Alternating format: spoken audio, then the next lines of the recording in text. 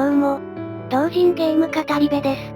このチャンネルでは同人ゲームを対象に毎回一つのゲームを取り上げ、紹介、考察などしていきたいと思います。同人というジャンルであれば有料、無料にこだわらず様々な作品を紹介していく予定です。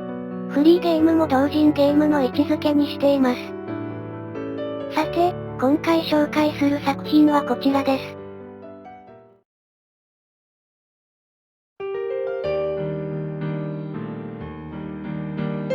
チャイム。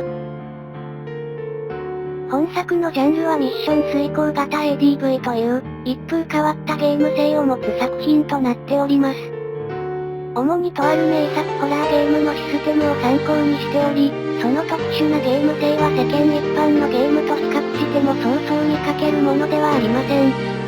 アドベンチャーゲームというジャンルに恥じず、ストーリーもキャラクターも高い評価を得ています。プレイ時間も15時間とフリーゲームとしては長め。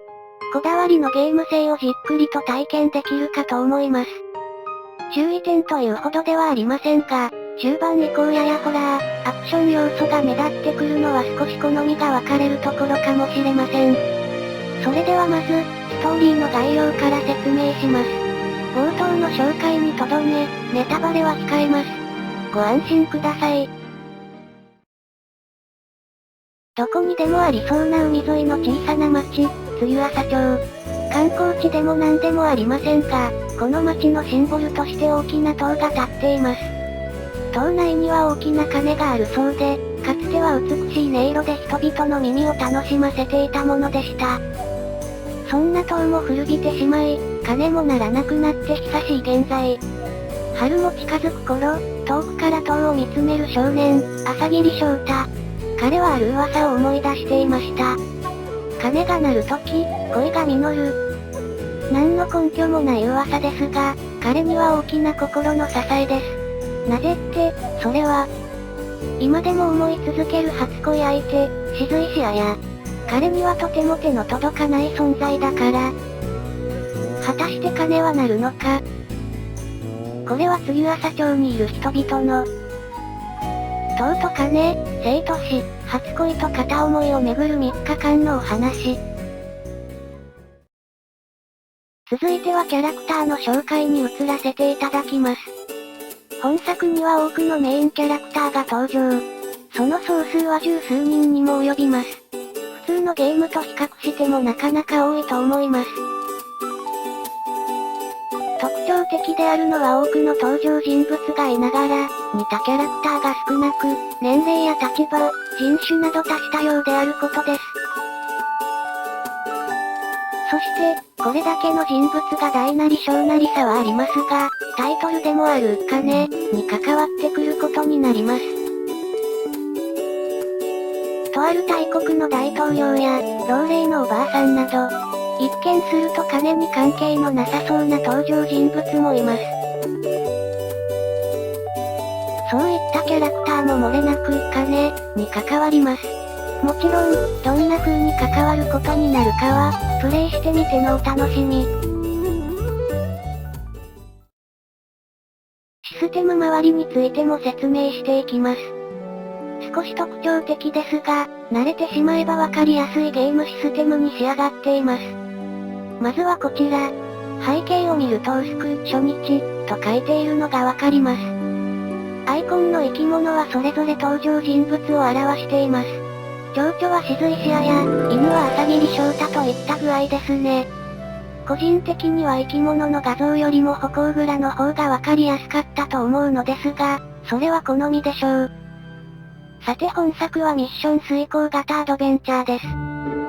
特定の時間軸で特定のキャラクターを選択、開始するとそのキャラクターの達成目的、ミッション、が表示されます。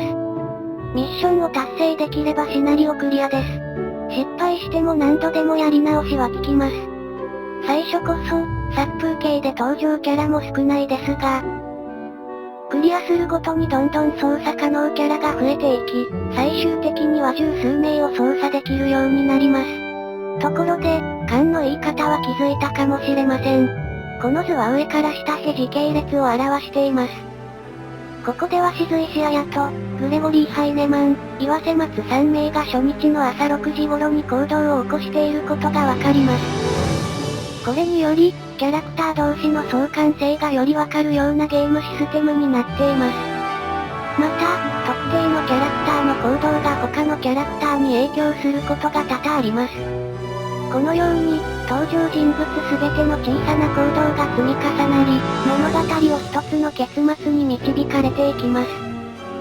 最後は、追加目的についても解説しておきましょう。条件を満たすとやや難易度が上がった追加目的が表示されることがあります。例えばこの初めのシーンだと、単に現金を入手することが本来の目的ですが、追加目的である郷土史を読んでいると、隠されていたシナリオが解放。第三者に金が鳴る塔の存在を教えるきっかけとなります。ここでは本作の評価すべき点を挙げたいと思います。特筆すべきはやはり、登場人物の多さでしょうか。キャラ紹介でも少し触れましたが、見ての通り様々な立場や年齢、さらには人種までも異なるキャラが多数存在。ストーリーを盛り上げます。もちろんただキャラが無駄に多いだけではありません。これだけの面々が大なり小なり、金に絡むことになります。どんな形で金に関わることになるのか、ぜひプレイしてみて確かめてみてください。また、キャラクターの取り扱いもさることながら、ストーリーテリングも素晴らしい。小さな町にある寂れた塔の鐘が鳴るかどうか、本作のストーリーの要点はこれだけです。客観的に見て、これだけでは物語のインパクトは薄い。そう思う人もいるかもしれませんね。しかしプレイしてみるとわかりますが、甘酸っぱい青春、塔と鐘、そして生と死。非常に濃い物語が展開されていきます。多数の登場人物たちが織りなす群像劇は圧巻の一言。エンディングにたどり着いた時に得られるカタルシス。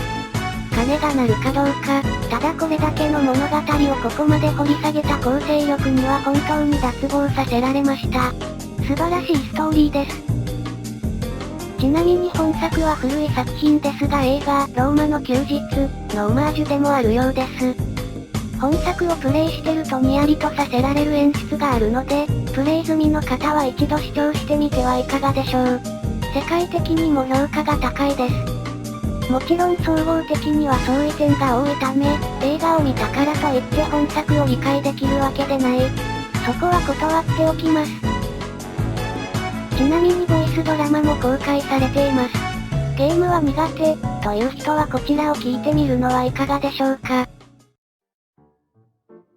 自他ともに認める秀才少女、スズメ。路地裏にいるはじめを偶然発見する。前日の出来事。西大寺すずめ。もう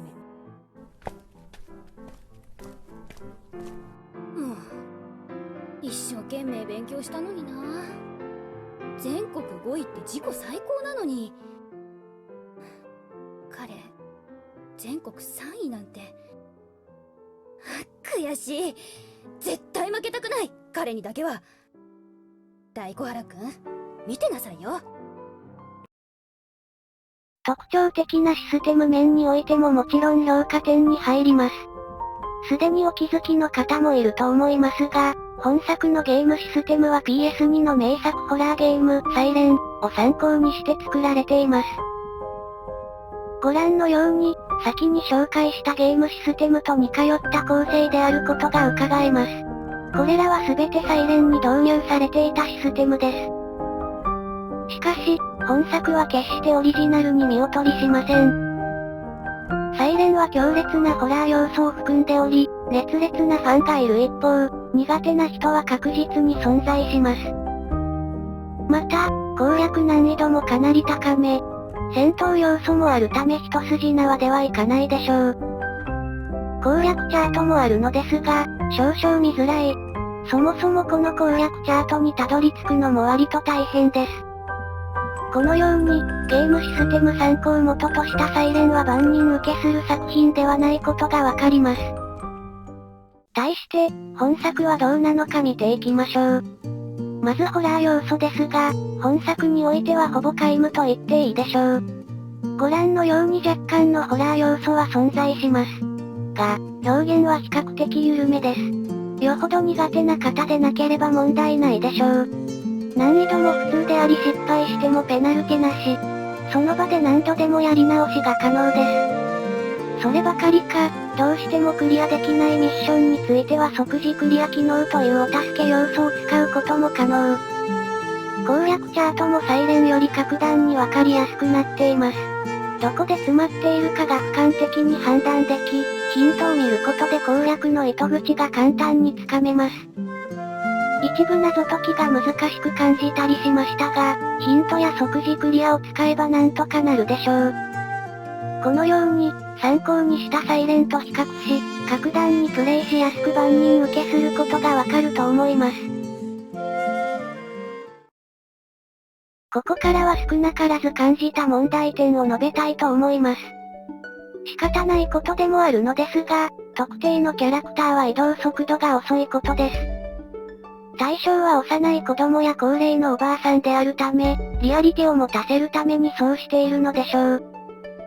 ただ、岩瀬松のミッションは広い病院内を歩くといったものもあるので、もう少し速度が欲しかったところ。やや重箱の隅をつつく指摘となったことは承知しています。他には、強いて言えばとあるエンディングについては不要だったのでは、と少々賛否が分かれたようです。ちなみに私は賛成の方です。どことなくサイレンリスペクトを感じるためです。どちらもプレイしてみればその理由がわかるでしょう。総評に入ります。チャイムはストーリー、キャラクターを中心に評価が高いアドベンチャーゲームです。もちろんミッション遂行型というサイレンリスペクトを感じるアドベンチャーゲームであることも大きな特徴です。おかげで他のゲームとの差別化に成功しています。難易度も高くありませんし、これといって目立った欠点もありません。万人におすすめできる作品です。気になった方はぜひプレイしてみてください。